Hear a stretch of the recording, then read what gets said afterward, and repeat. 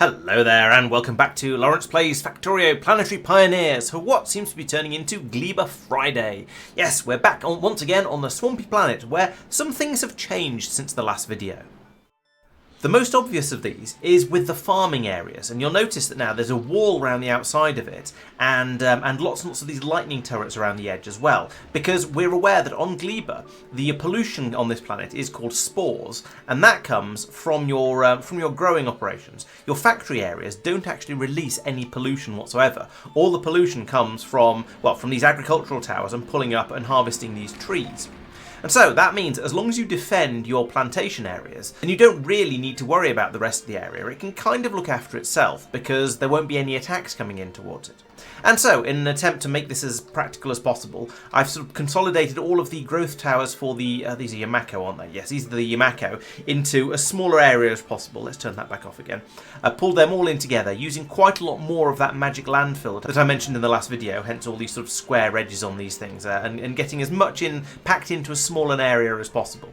Now, if we wanted to expand a bit further, we could probably pop out to over here, get a couple more plantations on this area, maybe even down here as well, but these are the sort of areas I was trying to move away from because Mark asked me to try and pull everything into as small an area as possible whilst also still keeping a decent amount of throughput. And so yes, we've got 1, 2, 3, 4, 5, 6, 7, 8, 9, 10 agricultural towers around here, each one with, well, they're not completely full. As you can see, there's a little bit of possible available capacity there that we're not able to use because it's not quite the right sort of land.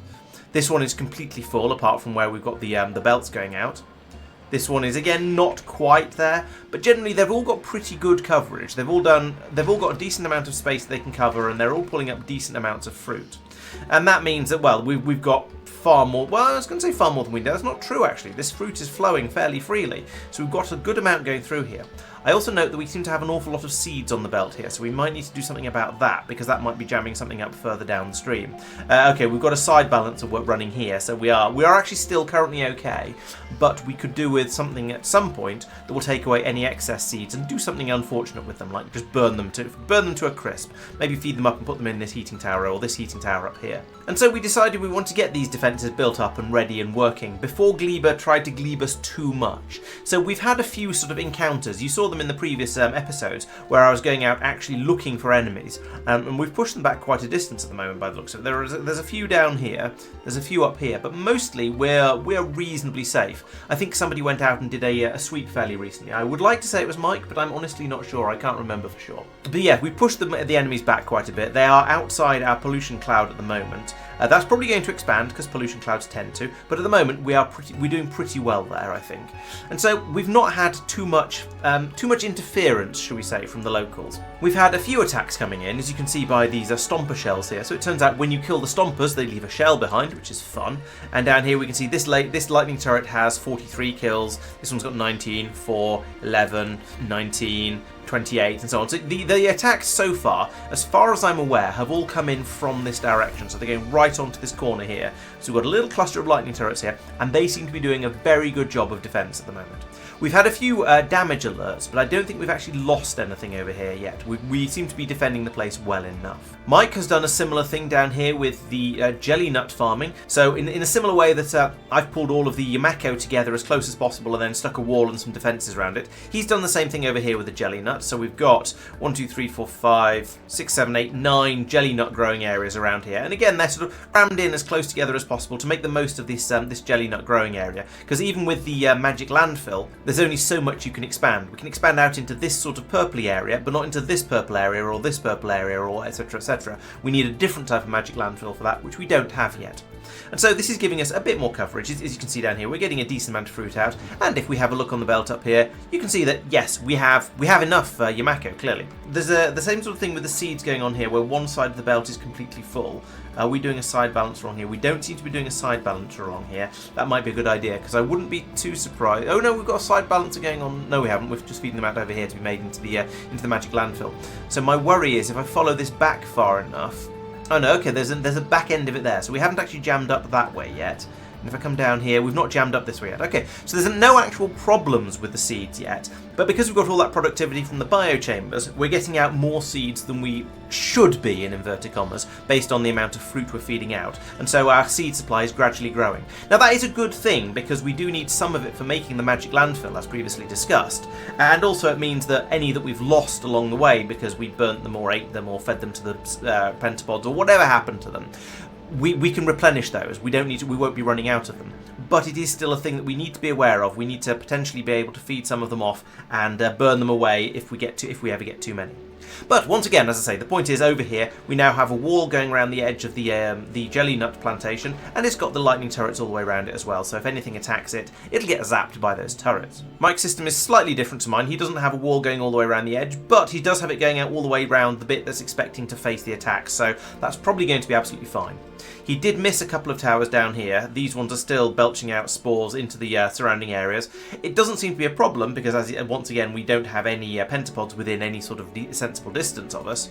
They're all well outside the spore cloud. But those should probably be removed, tidied up, maybe added to the system over here, or maybe given their own defences. Either would work.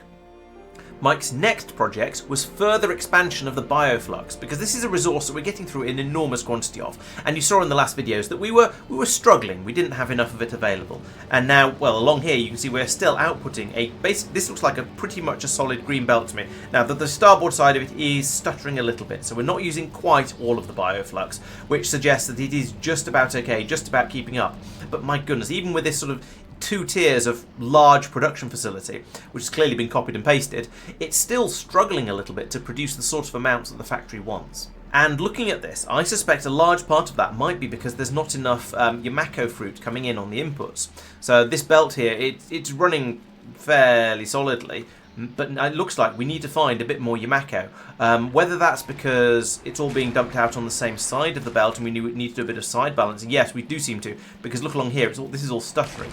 So I suspect the best way to fix this is going to be to come around and upgrade some of these inserters, or rather all of these inserters that are unloading from the fruit towers, to be stack inserters. And that's going to quadruple the amount of stuff we can fit onto the belt. Because as you'll remember from the last video, putting stack inserters out on a belt means that instead of having a single item in each slot on the belt, for want of a better word, you end up with a stack of 4, so things pile up. Even sort of suspiciously round fruit will still pile up on the belts. And so by putting these in on all of the outputs, I can very, very quickly and easily quadruple the throughput. If we look along here, there's some spoilage coming through here. That means one of these towers is unloading fruit that has gone off, and the fruit has been in the tower for so long that it has ended up going off.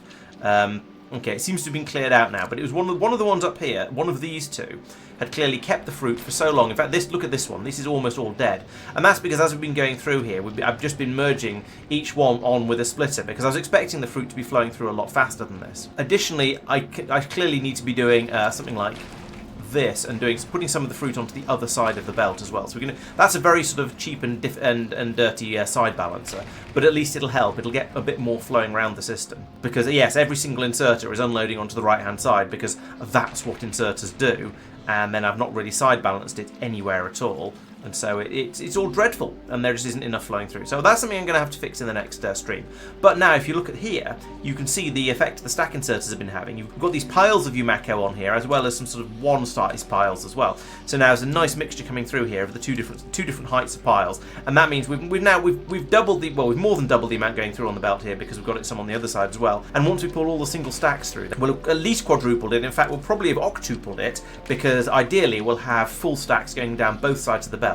And that should mean that we'll then get enough fruit flowing in down here that the bioflux system can start working properly, and we'll have enough bioflux, because at the moment it's kind of pathetic. Anyway, having sorted that, Mike has modified his bioflux system again to put all of the different stages except the initial fruit import onto looped belts. This means that any spoilage can be quickly removed and disposed of, rather than risking clogging it up. You can see here how he's copied it across 4 times, and then the whole thing has been copied again to make 8 times as much bioflux. We've got, a load of the fruit flowing in here, so this one is absolutely fine. We've got loads of the Yumako in here, so it's being pulped down nicely. We've got, we can't unload all of it. This is another place where, I was going to say where we could dump it onto both sides, but it wouldn't help, because then we're side merging up here. So this is another place where stack inserters would be very, very good, because then we'd be able to get 4 times as much flowing out, and then is it going round and round in the loop? Yes, it is. So we just end up with more and more on the loop, so maybe maybe that wouldn't help so much. What we actually need, perhaps, is to have this being picked up by long inserters and then have stack inserters unloading the bioflux so we can get more bioflux flowing down the belt. But again, these are all things that are potential improvements for in the future, and at the moment, as we can see, there is actually enough bioflux coming out, so it's probably not an issue at the moment, but it's nice to sort of try and preempt issues. And here we go, now all the belts are filling up. We seem to have run out of pizza over here, so there's no nutrients flowing in this area because there's too much spoilage in this area, so we can't put the nutrients out onto this belt in order for them to go up here and start feeding these things, start pulping up and get the whole system to kick in so that it starts using stuff properly. Where does that actually go? Oh, I see, it's all flowing. Oh, it's flowing downwards, not upwards. Okay. So now as the bioflux at the bottom here is expiring, we're pulling a bit through. What's going on? Oh, and I see we're merging some of it through over here as well. So we need to pull through the spoilage that's on this belt. And so yes, now over here we are starting to produce the bioflux again, but it doesn't really seem to be being taken away. I think the amount of bioflux required by the factory has dropped quite a bit since I was saying, oh look, the belt is flowing flat out. It's now flowing very, very slowly, so the problem has solved itself in a completely different way? I don't know. We must have been doing something that we've now stopped doing. But anyway, that's been a little bit of declogging in there, and I think, well, I just need to remember to start stacking the fruit up and putting it onto both sides of the belt in the next stream, and then things should be alright. One of the reasons why we may have needed some extra bioflux is because we've started to export bioflux by rocket. So over here we have a rocket that will deal with bioflux. It's being put into a chest here for maximum rocket loading speed, but it's then, and any spoilage is then being put into this purple chest and taken away to goodness knows where. I hope we have something that's burning that off. We probably do. And then the bioflux is being brought up here and then looping round and then going back down again. This is very strange. I don't know why this is happening. And then from there it's coming up this way. Oh, to go off to feed all the systems over here. That's interesting. So I guess we're running the fresh bioflux all the way across here to go into the rocket. So the rockets get loaded up with decently fresh bioflux, at least in theory. How much is going into this box here? 20 stacks. And a rocket takes 10 stacks. There is 2 rockets worth in this box, just gradually expiring. But it lasts for 2 hours, so it's not the end of the world. But, not sure about that. But then we're letting it flow around, so at least what's coming in from here is going to be reasonably fresh when we try and take it. We don't have everything on this belt that just sits there gradually stewing. I'm not quite sure how I feel about this, but still, with this means we are then able to export bioflux. That can then go up to the Gleba export ship, which is currently actually on its way back to Gleba at the moment, so maybe it's going to come and pick some more up, and then be taken over to Norvis for whatever it's needed for on Norvis, and we'll look into that in another video. Mike would also like it to be known that he has started making liquid fertilizer, and so that apparently is made from sulfuric acid, carbon and water, and is being stored in these tanks over here. This would be working, except we seem to have some spoilage on the end of the carbon belt for unknown reasons. My suspicion is that yes, he just hasn't set the filters properly on the inserters at the bottom here. So when these machines have some stuff go off in them, they've managed to dump out some spoilage, and it's gone over here. So let's put in another piece of belt like that, just to make this start working, and we can see what it does. In the meantime, while we're waiting for that to come over, let's look up the liquid fertilizer and see what it does. So, liquid fertilizer can, as we see, be made from carbon, sulfuric acid and water. And it's used in the advanced two types of soil. So we're going to need some biter eggs for this as well, which is going to be fun. And then lots of other stuff that we have plenty of on this planet, at least once we've got the fertilizer up and running. The same with the jelly nut soil. And it can also be barreled. It can be, this is the stuff we're using up in space to allow us to grow our trees up there. Oh, and we can do Yamako and jelly nut astroponics, so we can grow these up in space should we feel the urge to. I'm not quite sure why we'd want to, but you never know, we might be able to come up with a good reason. You can also repair biter eggs and pentapod eggs, which is interesting. And that, as you can see up there, will turn a biter egg of any freshness level into a 99% chance of getting back a biter egg that is only 90% spoiled. So if it's got down to 10% or whatever, you can then repair it, bring it back up again to a slightly healthier level. And this is something we've researched. We've got the biomending, so we can start giving that a shot if we fancy it. Now, there we go. Now we've got some carbon being fed in here, we can start to actually make the fertilizer, and then that can go up here. We've made a couple of thousand of it. I'm sure it's going to come in useful at some point, although I'm also fairly sure that all the extra spoilage we're pumping out here is going to get in the way a little bit as well. But never mind, we'll burn that bridge when we come to it. Over here to the northeast, Sophia has rebuilt the rocket fuel production system because it turns out that this factory requires quite a lot of rocket fuel. It's almost like we're launching large numbers of rockets and then burning in huge amounts of it for heating as well. I say heating and electricity. And so he's massively expanded it. We've now got a nice tall stack going on here. And we've got the usual sort of emergency kickstart systems over here to produce a little bit of a nutrient if the system ever runs out and goes to sleep. But if not, if it's behaving itself, then he's got a couple of machines here and here to produce nutrient from bioflux in a much more normal way, because it's much more effective. You get a lot more of it out for the number of machines and so on. It's just much easier to do it this way. Then got that being mixed on a belt with some bioflux, and there's a load of jelly nut going up here, which is being turned into the jelly, and then all of these machines around here can be fed and supplied with everything they need. So we've got the jelly nut going in here and so on to be turned into jelly, and the jelly can be fed over to here to be made into rocket fuel, and we've got the food coming in from here. We can dump out. Oh, that's neat. So we've got the another use of diagonal inserters, because, well, we've got a straight inserter taking the jelly from here to here. We've got a diagonal inserter taking the bioflux and the nutrients from here and putting them into the machine. So we can then have a long inserter here taking any spoilage that might get generated and dumping it out onto the other side of this belt. So we've got all four of the things that are going to be required around here in this area.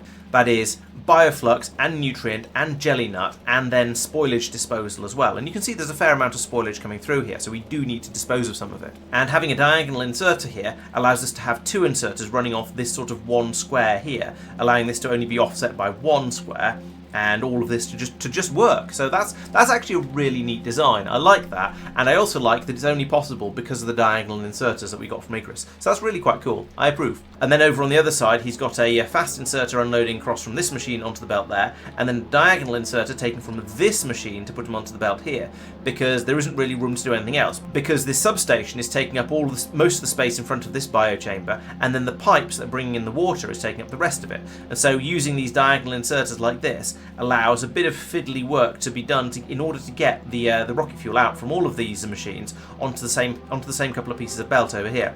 Again, that's quite neat and very compact. I approve. That looks good. Sophia has described it as being the best build on Gleba. I think he might be just trying to blow his own trumpet a little bit there. It's certainly cool, and I'll give him some style points for the way he's crammed all of this stuff in. Best build? I don't know. I wouldn't like to say. I haven't studied all the rest of them in enough detail to say.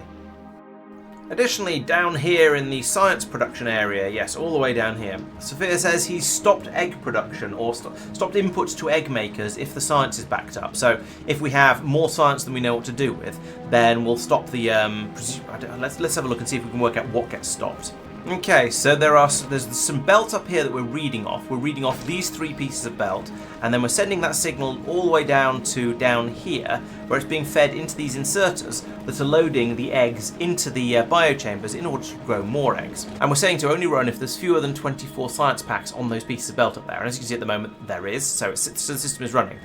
That means that if we have enough science packs, then we'll stop putting eggs into the machines, which means they'll stop breeding them. We won't have any eggs to take out of them, so that'll essentially stop us from making them.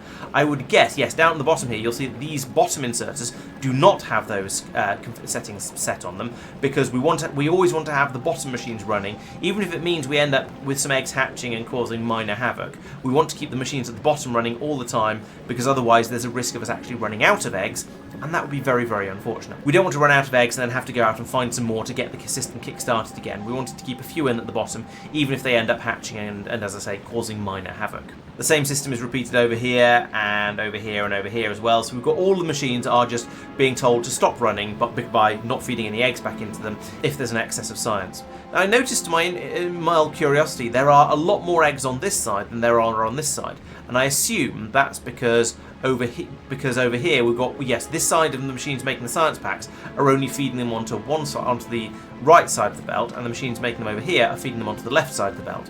And all the ones on the right hand side are just sitting there, they're not being pulled through. And that means they're actually spoiling. So you can see along here, lots of these science packs have just turned into spoilage.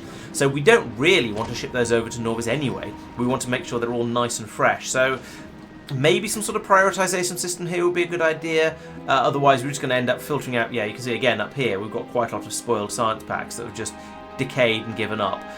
Maybe we need to be shipping them over to Norvis faster, maybe we need to be making them a little bit more slowly, maybe we need to be a little bit more first in, first out on all of these, just to make sure things stay a little bit more, a little bit tidier and we don't end up with lots of our science packs going off. Or, more seriously, with science packs that are down to like 5% freshness arriving over on Norvis, because those would be basically useless. As we've discussed in the past, with the agricultural science packs, if their freshness drops to say 20%, then you only get 20% of a science out of them. So looking at this, for example, it takes 25,000 science packs to produce it. If one of these was an agricultural science pack, and they were on average coming in at 50%, then you'd need 50,000 agricultural science packs. You still only need 25,000 of the other ones, but you'd need more agricultural science, and the lower they go, the worse they are. So this is potentially problematic. It would be nice to keep the sciences going through, keep the sciences much fresher as they're flowing through.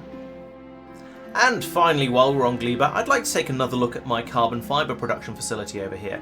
This is the one that in the last Gleba video, I was taking a look at it and I went, oh, it's all horribly broken, it's not going to work, this is bad and very embarrassing. Now, I noticed that it's still not working. However, I believe that currently that is because, yes, if you look down here, the inputs are cut off there and there. So this should be bioflux coming in. It's currently all spoilage because it's all gone off. This should be Yamako fruit coming in. It's all spoilage because it's currently gone off, because we have 4.4 thousand carbon fibre in this chest here, and the system is set to only kick in when there's less than 1.5 thousand. So let's find out whether I've actually fixed the system. Let's take out lots and lots of this carbon fibre, and I think doing it by bot like this is going to be the easiest way. So there we go, that's 2,000, and that's 400. So there we go, that'll clear that out, and there we go, you can see now that the belts have started flowing again. So we've got the spoilage flowing through here and going down and down this way and being disposed of one way or another. And one of the big things that's been changed over here is now when we have an excess of spoilage, it gets fed through this underground belt here over to here. Some of it gets taken away to another build that I'll show you in a moment. But in the meantime, we're feeding some of it over here as well. And now this inserter isn't interested and doesn't want any of it because there is still currently not enough spoilage in these chests over here. So we're going to need to try and load them up a bit more before we can get anything going. However, you'll notice that all the spoilage that was down here has gone. It's now been replaced with nutrients, and that means all of these machines have started working. The nutrients are also making their way over the top and down the other side over here. So we're now pulping the Yamako again. So we're making Yamako mash. And that means we can now there's a lot of spoilage available here. So we're making carbon, and then with the Yamako mash, we're then able to make the carbon fibre. And so that's starting to be fed out along here, and it's coming down here once again to fill this chest up. And we've now got up to just over 600, so it's being produced at the rate I would expect it to. And the system, I'm quite pleased to report, has just kicked in very, very nicely and is just working. I have to admit, before I started recording this, I wasn't quite sure whether it was going to work or not. I was reasonably confident because I thought I'd thought my way all the way through it, but you know, sometimes you're not quite sure about these things, and I'm rather glad to see that the whole thing has kicked in properly, and we've got the carbon fibre flowing again, and virtually everything has kicked in and started working except for this one machine down here, which isn't able to unload its spoilage, rather unfortunately, because there isn't anywhere for it to go. I feel like I should be able to do something with that, and yes, I can. So if I put in a diagonal inserter there, that one will load in the nutrients and the spoilage that the machine needs. And if I then take that out, I can then put in the long-handled inserter there that is designed to get rid of the spoilage. So with a couple of little tweaks there, then we can get this machine to start working again and just finish off the pattern, because it bothers me a little bit that one of them isn't working. But that was because I ended up putting in this little kink in the belt here, so I could put in this underground belt here in order to allow anything that was flowing down this side of the belt to escape and come down to here and be then dealt with in whatever way was appropriate, without pulling through all of the spoilage that's on the other side of the belt and is meant to be there. I couldn't just put in a filtered splitter because I want to pull out any spoilage that's on the starboard side of the belt, the nutrient side of the belt, but I don't want to let through the spoilage that's on the port side, because that's required for these machines for them to run. So yeah, I'm pleased with that. That's another one of those places where putting in a diagonal inserter allows you to do something a little bit weird and a little bit unexpected that can save one of your builds. The system down here is still loading up all of these chests as best as it can, and the point of these chests down here is to give us a buffer of spoilage, which may be completely unnecessary given how much is flowing around the rest of the system. But I wanted to make sure. So these chests will hold enough spoilage to ensure that we've got enough to run all of these machines along here, which turn spoilage into carbon, for as long as it will take for the nutrients that are being produced and then being brought in down here to spoil in these chests, for those to spoil into spoilage. So in theory, as long as we get the nutrients through fast enough, which we seem to be doing because this inserter has stopped inserting, then we should have a plentiful supply of spoilage, and it should just keep running forever. That's the theory. We'll see how it runs. I notice that over here it's jammed up a little bit because there's a load of spoilage being pulled out of these machines. That's unfortunate. Oh no, it's because we've got too much. No, it's not that. It's because we've got the spoilage isn't being sorted out fit quickly enough at the bottom here. It's still a little bit problematic, I guess. It's not quite 100%, but it is sort of kind of mostly working. This is one of those times when I kind of wish I had loaders, just so I could dump this spoilage straight into these chests much more quickly. But oh well, it's not a thing we have in this particular playthrough, so I'll have to work out ways to do things without it. And finally, the last build that I can think of off the top of my head, just over here, Mike has set up a system where he's bringing in various resources and he's trying to produce rockets. And to make rockets, you need quite a lot of explosives. And so this block up here is, well, it's making explosives. The first thing it does is it takes the spoilage that comes out of the carbon fibre production area, and if available, it will also take any spoilage that's going around, trundling around in this area over here. So there's always, hopefully always, plenty of spoilage available for it, and we're throwing away some when there's excessive amounts as well. So that comes in up here, and once again, he's making carbon from spoilage as well. This is a vaguely similar in concept system. He's got a plume of bioflux going around here, so he can clean out any spoilage that gets produced, and that allows him to keep the nutrients flowing. The nutrients then keep the biochambers going. He's feeding in spoilage on a separate belt, and then feeding carbon out on a different belt. And I think this is probably a good idea, and is something I probably should have done, because over here, I think having the spoilage and the nutrients on the same belt was a mistake. And I noticed this has ground to a halt. Why are you so? Oh, there's the spoilage up here. Oh, there we go. The problem is there's some uneven bioflux in here. So there's a little bit of bioflux in there that hasn't spoiled yet, and so that won't be filtered out and taken away up here by the splitter because it's only letting spoilage through. But because it's not in freshness order along here, we don't have any more bioflux available to be fed in here. So it's run out of input nutrients, which is a bit of a pain. I suppose I could do that. It lets some bioflux through there, which will probably cause chaos, but also it's now cleared it through. Oh, and it's happened again. That, and there we go. I've let a load more bioflux through, but at least we've got the machine up and running again. I don't know what's going to happen to this bioflux as it goes around here. Eventually, it'll probably block up some machines, but then eventually it'll spoil. So, you know what? I don't think I really care, especially as I'm not actually going to save this later. Anyway, as I was saying over here, yes, I think Mike's design of putting the nutrients and the spoilage on separate belts is a good one here, because it makes filtering stuff out a lot easier, because he doesn't have to worry about what's on this belt. This is just spoilage, and it's not going to turn into anything worse. Anyway, this allows him to produce a quantity of carbon, and the carbon can then be brought down here, and then there's a weird process here that synthesizes coal out of sulfur, carbon, and water. So that's weird. We have sulfur because this was a previous build of Mike's over here where he's making sulfur and has made plenty of it, so that's all working nicely. We discussed before why that machine appears to be hungry at the moment and having problems. It's not having problems, except that it can't output its outputs fast enough, so it's fine. Then over here, yes, the sulfur comes in here, gets made into coal. Water obviously isn't a problem, and then that coal is brought down here, where it's then being fed into a box. There's oh, I see, fed into the box and then into the crusher here. There's a loop back to bring the coal round from here to send it back over here to be brought back in as a priority. Fine, that makes sense because these things always spit out a little bit of whatever you put into them. The crushers are never 100% effective. The crushed coal is then brought up here, and it can be made into explosives by combining it with more sulfur and more water. So basically we seem to take in carbon, add water and sulfur to it, and then add water and sulfur to it again, and if you keep doing that for long enough, you get explosives, which you can then put in a red chest to move them all the way down here. He did say on stream that the reason he's doing this by bot rather than just running a simple belt down here is because he wants to sort of future-proof it and have the system be able to be anywhere on the planet. But I think he just wanted to wind me up with some bot network stuff. But you know what he's like. And so with a supply of iron being brought in here as well, we can make the yellow rockets. We then bring them over to here and then make them into the red rockets. I don't think we actually have any rocket turrets placed on this planet yet, but we do have some being made down here, which is nice. And they're being made with quality modules in them, so we've got a couple of higher quality ones as well, and I think we have more than that, but I think they've been nicked for spaceships.